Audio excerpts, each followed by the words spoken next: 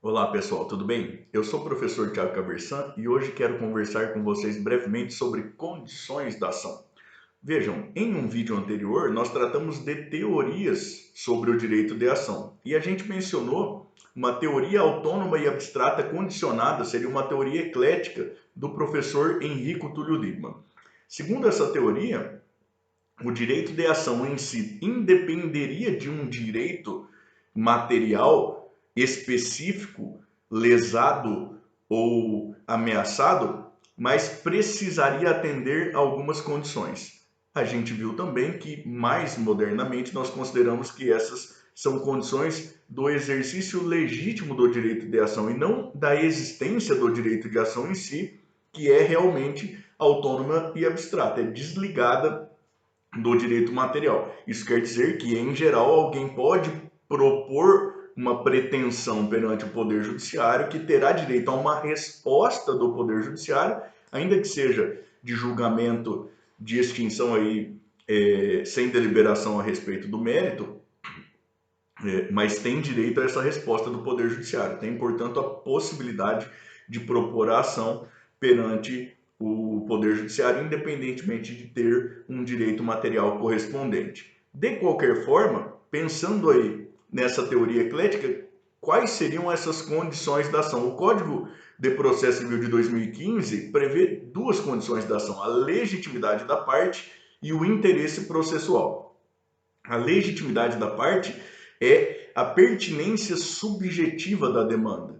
O Código prevê que, em geral, não pode pleitear em juízo direito alheio em nome próprio a alguém que não tenha autorização específica para tanto. Então, vejam, em determinados casos, o Ministério Público, apesar de não ser o titular do direito subjetivo, ele tem autorização legal para propor ação, pleiteando a tutela desse interesse subjetivo de incapaz, por exemplo, perante o Poder Judiciário.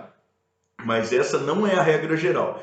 Imagine só o caso de um filho que vê o pai abusando física ou psicologicamente da mãe diuturnamente em um relacionamento que ele entende que não deveria ser mantido. Ele pode até ter outras medidas que ele possa tomar, mas ele não tem legitimidade para pleitear a decretação do divórcio, porque a legitimidade é apenas de quem está casado.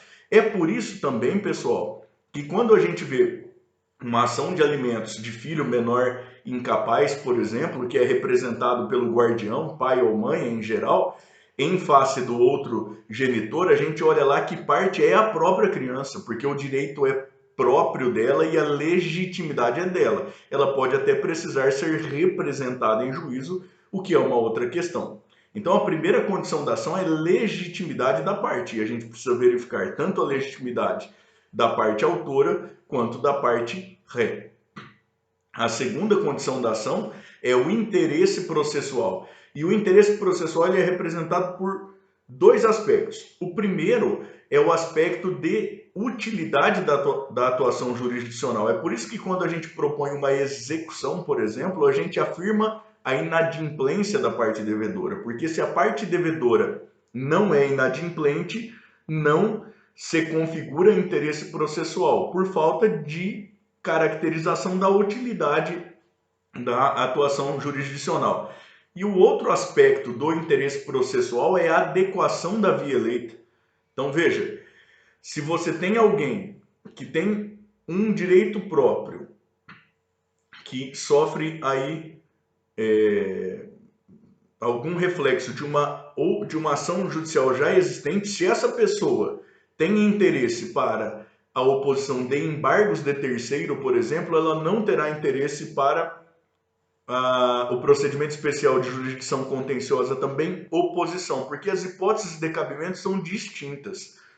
E quem tem direito adequado a uma dessas hipóteses, se opta pela outra hipótese, está agindo aí por uma via inadequada. Não tem interesse processual para oposição quem tem interesse processual para embargos de terceiro, em geral, em uma mesma situação de fato. Então, a gente tem aí como duas condições da ação no Código de Processo Civil de 2015, a legitimidade das partes, o interesse processual, que é determinado pela utilidade da atuação jurisdicional, e pela adequação da via eleita. No Código de Processo Civil de 1973, nós tínhamos uma outra condição da ação, que era a possibilidade jurídica do pedido. Isso passou a ser tratado como mérito no Código de Processo Civil de 2015, mas no Código de 73, de 1973, era também condição da ação. Imagine você,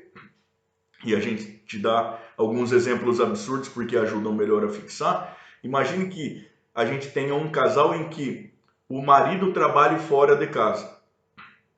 E aí a casa conte com uma doméstica e tudo mais. E aí ele pretende que a esposa seja condenada em juízo a acordar cedo também para deixar o café da manhã dele pronto. Imagine só isso. Então, você pode até entender que ele tem legitimidade para propor ação, que ele tem interesse processual para uma ação de procedimento comum. Mas no Código de 1973 esbarraria já na falta de condição da ação por ser juridicamente impossível a pretensão. A parte contrária não é obrigada, porque ninguém é obrigado a fazer ou deixar de fazer nada, senão em virtude de lei. Isso é o que está no artigo 5º, inciso 2º da Constituição Federal. Tá certo, pessoal? Se você gostou do vídeo, inscreva-se aqui no canal e ajude a espalhar por aí, tá bom? Grande abraço a todos. Tchau, tchau, gente. Até!